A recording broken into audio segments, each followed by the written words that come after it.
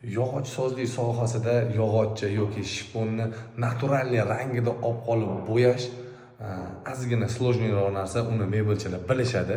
Bizda bitta zinamiz tayyor bo'ldi.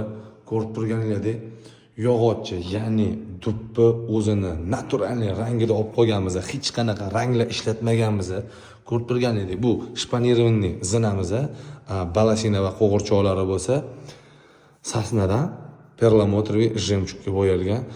Juda ham ko'paytirib yubormasligi uchun ozgina etbetiga nejniy tillarang berganmiz. Juda ham zo'r, juda ham sifatli, juda ham chiroyli chiqdi. Plintuslarni ko'rsatam, qanaqa plintuslari ham spetsialni har bir zina poya uchun особенно yasalgan plintuslari ham. Men tepadan ko'rinishini bitta ko'rsataman sizlarga.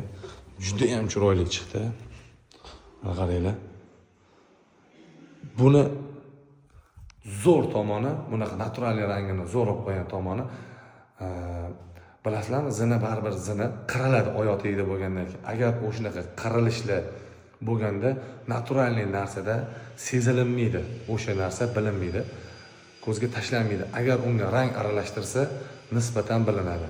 O'shaning uchun imkon qadar bu xonadonimizning zinalarini naturalniy olib qolishga harakat qildik.